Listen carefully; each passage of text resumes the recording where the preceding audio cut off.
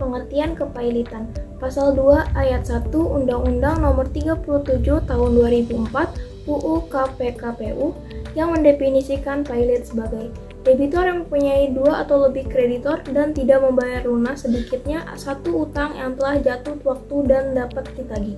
Dinyatakan pailit dengan putusan pengadilan baik atas permohonan sendiri maupun atas permohonan satu atau lebih kreditornya.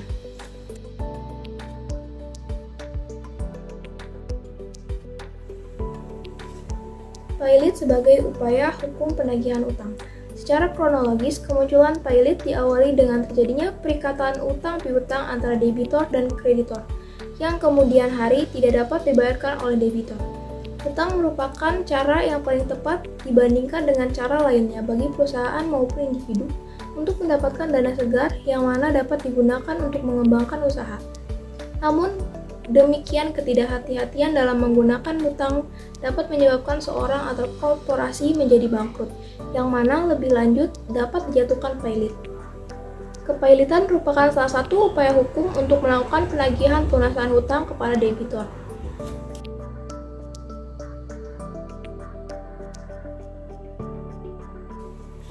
Akibat hukum putusan pailit. Umumnya, pailit terjadi terhadap debitor yang telah mengalami insolvensi. Akibatnya, para kreditor tidak mendapatkan piutangnya dalam jumlah penuh, melainkan hanya sebagian. Hukum kepailitan umumnya mengatur bahwa meskipun hutang tidak dibayar lunas oleh debitor, kreditor tidak diperbolehkan untuk meminta kembali kepada debitor atas kekurangan pelunasan hutang tersebut. Namun demikian, hal tersebut kadang tidak diatur pada beberapa hukum kepailitan, salah satunya dalam hukum kepailitan Indonesia.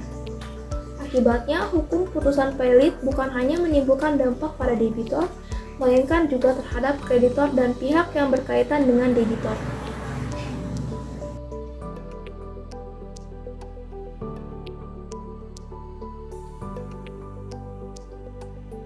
Untuk yang A, itu adalah kasus posisi, yang dimana Lukman Wibowo yang beralamat di Jalan Badak Singa, Lebak Siliwangi, Coblong, Kota Bandung sebagai pemohon PKPU mengajukan permohonan penundaan kewajiban pembayaran utang atau yang disingkat PKPU kepada PT Asuransi Jiwa Kresna, suatu perusahaan yang berbentuk badan hukum perseroan terbatas.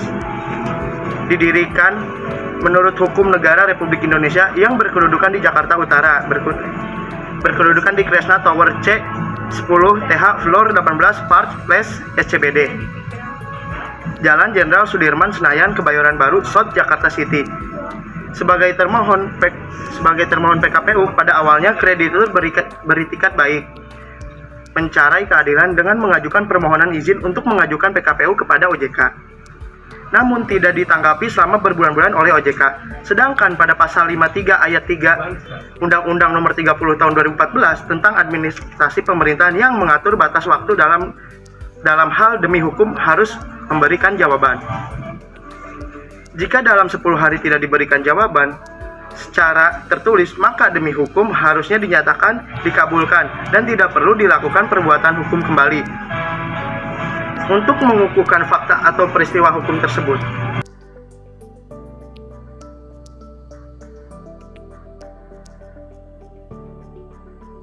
Berikutnya saya akan memaparkan tentang poin B, yaitu inti pertimbangan hukum putusan Pengadilan Niaga Jakarta Pusat. Pertimbangan hukum putusan Pengadilan Niaga Jakarta Pusat pada perkara 389 PKPU-PKPU-2020-PN Niaga Jakarta Pusat dilakukan dengan cara pemungutan suara atau voting. Pada saat rapat pemungutan suara voting yang dihadiri pada kreditor konkuren PT Asuransi Jiwa Kresna dalam PKPU tetap, yaitu sejumlah 3.292 kreditor konkuren dengan total nilai tagihan sebesar 3.760.652.359 rupiah yang mencakup 376.217 hak suara. Hasil rapat pemungutan suara terhadap rencana perdamaian final adalah kreditor konkuren yang menyetujui rencana perdamaian final adalah sebanyak 3.124, setara dengan 84,79%. Kreditor konkuren yang menolak proposal rencana perdamaian adalah sebanyak 157, setara dengan 14,94%. Kreditor konkuren yang abstain 11, kreditor konkuren yang mewakili 0,33%. Kreditor yang hadir dengan nilai tagihan 10.120 juta rupiah setara dengan 0,27%. Tidak terdapat kreditor separatis dalam perkara PKPU PT Asuransi Jiwa Kresna ini dalam PKPU tetap. Oleh karenanya, berdasarkan hasil pemungutan suara atau voting tersebut, maka rencana perdamaian final dari PT Asuransi Jiwa Kresna dalam PKPU tetap dinyatakan diterima oleh para kreditor PT Asuransi Jiwa Kresna dalam PKPU tetap mengingat bahwa berdasarkan pasal 281 ayat Undang-Undang Nomor 37 tahun 2004 tentang kepailitan dan penundaan kewajiban pembayaran utang, maka majelis hakim berpendapat hukum dalam pengadilan suara untuk persetujuan rencana perdamaian telah terpenuhi dan mengikat para pihak serta sah menurut hukum.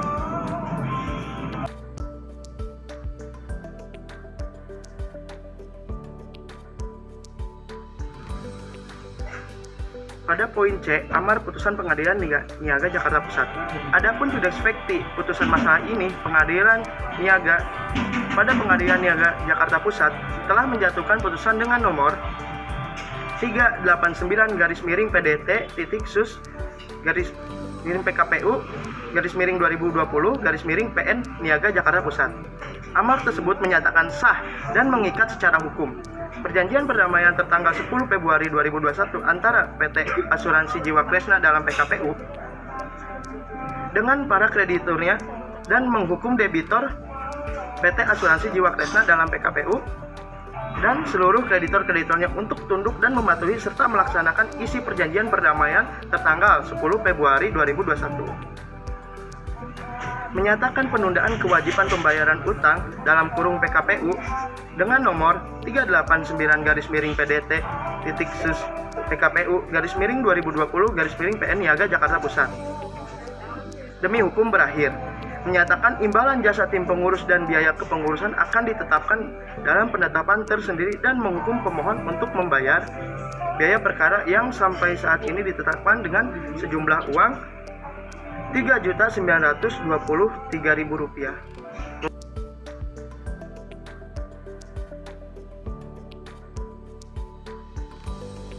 D. Alasan pokok kasasi atau alasan keberatan kasasi merupakan hukum dengan alasan berdasarkan ketentuan pasal 223 junto pasal 2 ayat 5 Undang-Undang Nomor 37 Tahun 2004 tentang kepailitan dan KPPU junto Undang-Undang Nomor 21 Tahun 2011 tentang Otoritas Jasa Keuangan. Junto pasal 50 ayat 1 Undang-Undang Nomor 40 Tahun 2014 tentang peransuransian. Pihak yang memiliki kedudukan hukum legal standing untuk mengajukan permohonan KPPU terhadap perusahaan asuransi tidak diberikan kepada kreditor maupun debitor, tetapi diberikan hanya kepada satu lembaga, yaitu Menteri Keuangan, yang kemudian beralih kepada Otoritas Jasa Keuangan atau disingkat dengan OJK. Mengingat bahwa permohonan KPPU dalam perkara ini adalah kreditor perorangan, sedangkan termohon KPPU adalah perusahaan asuransi, yaitu PT Asuransi Jiwa Kresna, sehingga putusan KPPU sementara junto putusan KPPU terhadap bertentangan dengan ketentuan pasal 223 junto pasal 2 ayat 5 Undang-Undang Nomor 37 Tahun 2004 tentang kepailitan dan KPPU. Bahwa dengan demikian permohonan KPPU dalam perkara ini harusnya tidak dapat diterima karena diajukan oleh pemohon yang tidak memiliki kewenangan atau legal standing. Tingkat pertimbangan hukum putusan Mahkamah Agung tingkat kasasi. Pada poin D tadi sudah dijelaskan bahwa pemohon yang tidak memiliki kewenangan legal standing, maka permohonan homologasi dalam perkara ini putusan KPPU sementara nomor 389/PDT-SUS strip PKPU garing 2020 garing PN Niaga Jakarta Pusat tanggal 10 Desember 2020 junto putusan KPPU tetap nomor 389/PDT-SUS strip PKPU garing 2020 garing PN Niaga Jakarta Pusat tanggal 22 Januari 2021 adalah putusan yang salah, maka seluruh putusan dalam perkara Aquo menjadi cacat dan harus dinyatakan batal oleh Mahkamah Agung, bahwa karena seluruh putusan judek pasti dalam perkara ini batal, maka konsekuensinya termohon yaitu PT Asuransi Jiwa Kresna kembali dalam keadaan semula sebelum adanya putusan PKPU dan homologasi.